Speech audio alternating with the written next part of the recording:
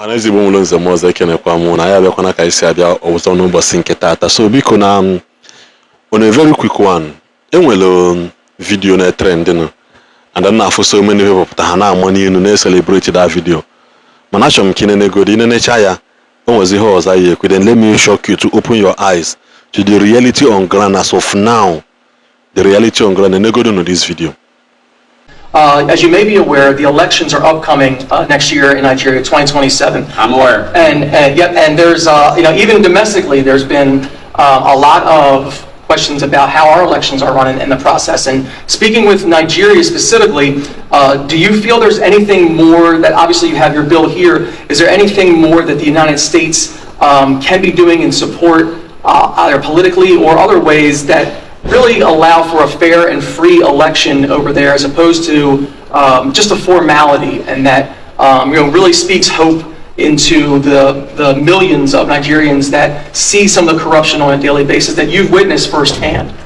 Yeah, what I'd say is that we're certainly going to be watching these results and how these elections unfold and how they're executed. And that's something that myself and the administration are going to be paying very close attention to.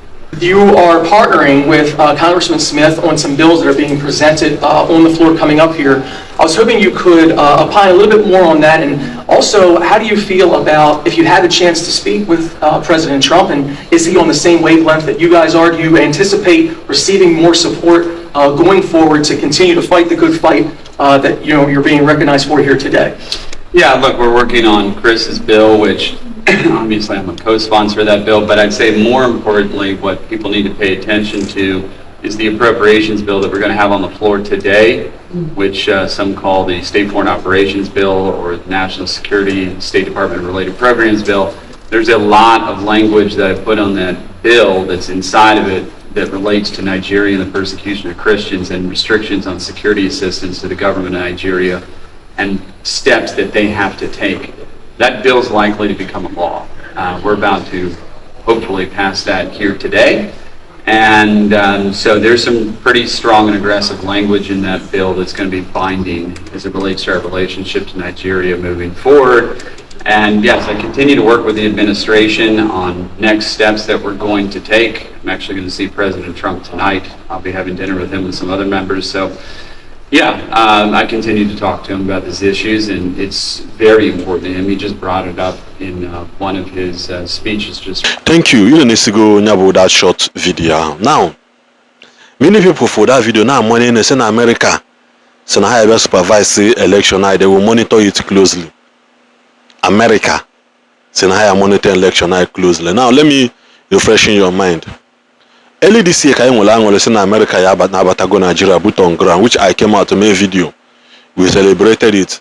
When as time goes on, we have to misbehave. I came out saying America was quite a because getting careful, for example, now you see in yellow Iraq election in America can monitor again. Only Zuku ya put in that place. Now Nigeria and you see the Nigeria now today started from during the time of Obama. Since during the time of Obama, Hajikizike Sumogolo Alaye, so empower Buhari Batala and Ochichi today. So we do say Nigeria the way also ready today. For you could action, I want to trust America again.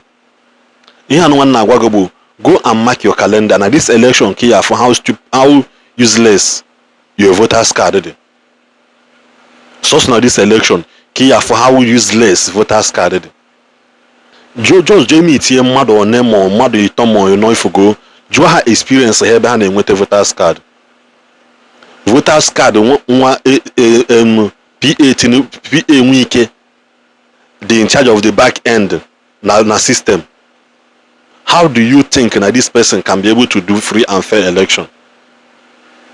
All the governors in Nigeria belong with the APC. He had their after what they will do for Tinubu come 2027 election. So these guys don't care. So America are second higher monitor election at the end of the day. Diniji high release the statement about which Jejima and Nnamdi Kanu since. Diniji release the statement and release it to the public about Tinubu back dealings to Onata Nigeria. Gịnị ji he release the classified document Tinubu nwe with them in their possession? Kedu ihe mee mgbe ha ji wee threaten Tinubu na ha ya pụta wee release that statement? Kedu ihe mee ha ji wee gawa America with nwunye mgbe ha ka ha wejeje sort things out?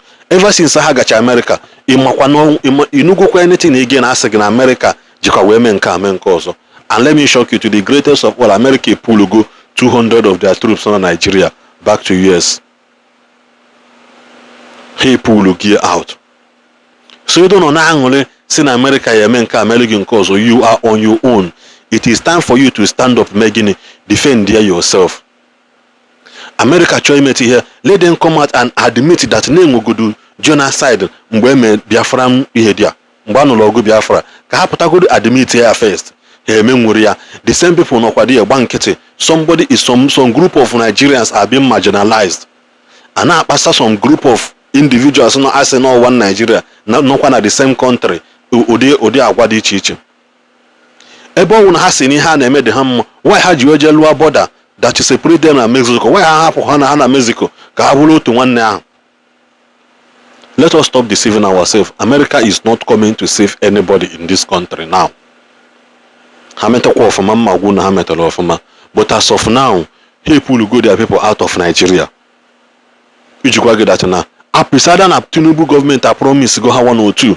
One nwego ofu ebe amawile ha na one nwego ebe enye ha ka ha wee na mine natural mineral resources na Nigeria. That is the only thing. Ịchọ imete Nigeria mma ọ na ịchọ iwonite election, bidogoro to release Tinubu classified documents dị unu n'aka. Kamalụ who we are dealing with. Then una bịa kpọrọ this wanted man nọ na Nigeria, Tinubu ji ebupụ ego si nọ na alụla ya ụzọ. Ndị anụnwa sị na ha na-alụ ụzọ dị in charge of ndị na-alụ ụzọ na Nigeria. Abịagoro bịa kpụrụ nwoke ahụ akpụ. Because as he stand, he cannot put his leg in the US again. Every day I'm up all road ihe dị enwekwe makwe ha. Na ụzọ alụchala alụ na Lagos asị na alụ coastal road. Everybody been at that axis niile suffer flood this maka na mmiri na-ezo. Ọ bụrụ maka gịnị? No planning, no compensation. Kita abandigo ọkada na keke na bicycle dị na-agba n'ụzọ ahụ. Why? Because na those people na-aba ebe ha na-alụchabe ụzọ na-expose ha. Nye m na-agwa gị biri confirm truth. And to you, onye ọbụla a ga-eji were igi election, akwafọ ndị ya atụ nụ. But as for me, anaghị m ejezi na nna atụ election again. I like him Peter Obi, yes. Mana this election has already been done. Ha emechaghị ya. Conclude ona ya achị sọsọ Chukwu nna bi n'eluigwe. Sọsọ Chukwu nna bi n'eluigwe ya pụta today. Gbawa aka ji aka wee sị na this election nakwa na-atụwa ya n'ọganiru. Apart from that, obodo that don't care ebe ụmụazị ka nọ n'ime ọhịa till today. Obodo na-achọrọ ịma mmadụ ọ na-egbu everyday. Obodo mego igbu mmadụ abụzi ka anụ mmadụ adịzi ka anụ ọkụkọ n'ahịa. Ịmụkwa na Bible na Solomon gbugidere ewu to the extent that no prayer, nothing, not just maka na ọ na-egbu ewu gbugide ewu gbuo 1,000 pieces. At night God came to him. Joy and na na-ekpo m, what do you want? Owebụlụzia na Nigeria na ama na egbugo onwe bụ na egbugo gbuo and you think that na Chukwu gba nkịtị. God is never silent. God is never silent. So America abịa na bịa deceive why or na for the news. Ị na-asị okay ịmapụta that day. Ịmapụta that day. Talks niile ha bụ na taa. From Ethiopia, from Chad, from Niger ha bụ na taa na Nigeria yemelega ahụ. And nobody will give you justice for it. Except when you just say je gagali senator ejejeto. Mana be you who after 2023 election mantokwa ọzọ. I don't know for you. And among amanto does not mean I go amanto. Asịrọ nga atụ na mana for me atụ gbọgụ m ka ọ dị.